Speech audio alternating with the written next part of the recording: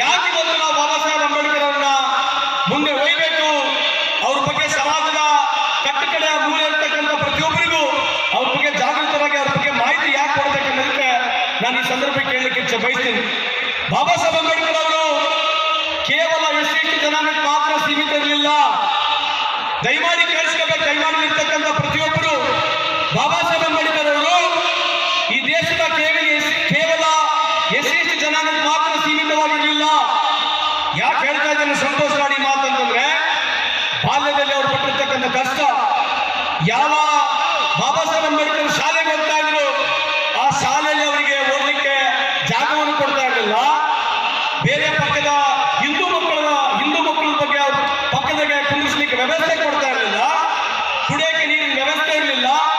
ಶಾಲೆಗಳಲ್ಲಿ ಅಲವಿಲ್ಲ, ಗುಡಿಗಳಲ್ಲಿ ಅಲವಿಲ್ಲ, ಮಠದಲ್ಲಾಗಿರ್ಲಿ ಯಾವುದೇ ಒಂದು ಸಾಮಾಜಿಕ ಜಾಗದಲ್ಲಿ ಅತ್ಯಂತ ಸಣ್ಣ ವಯಸ್ಸಿನಿಂದ ಪ್ರಪ್ರಥಮದಲ್ಲಿ ಬಾಬಾ ಸಾಹೇಬ್ ಅಂಬೇಡ್ಕರ್ ಅವರಿಗೆ ಪ್ರೋತ್ಸಾಹವನ್ನು ಮಾಡಿ ಅವರಿಗೆ ವಿದ್ಯಾಭ್ಯಾಸ ಲಂಡನ್ಗೆ ಕಳಿಸ್ತಾರೆ.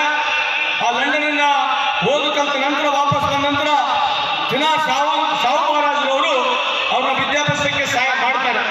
ಪ್ರಪ್ರಥಮದಲ್ಲಿ 1902 ಇಸ್ವಿಯಲ್ಲಿ ಈ ದೇಶದಲ್ಲಿ 50% ರಿಸರ್ವೇಶನ್ ಯಾರೇ ಕೊಟ್ಟಿದ್ರೆ ಅದು ಹೆಮ್ಮೆಯಿಂದ ಸಾವು ಮಹಾರಾಜರಂತ ಈ ಸಂದರ್ಭಕ್ಕೆ ಕೇಳಲಿಕ್ಕೆ ಇಚ್ಛೆ ಬಯಸ್ತೀನಿ.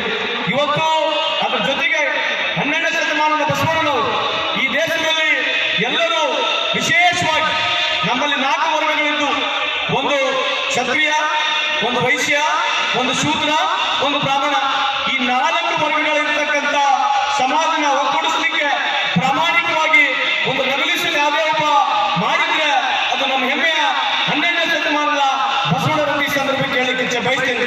ನೀವು ಯುರೋಪ್ನಲ್ಲಿ ನೋಡಿ, ಅಮೆರಿಕದಲ್ಲಿ ನೋಡಿ, ಈ ಒಂದು ವಿಚಾರ ಯಾರಿಗಿರಲಿಲ್ಲ. ಬಸವಣ್ಣ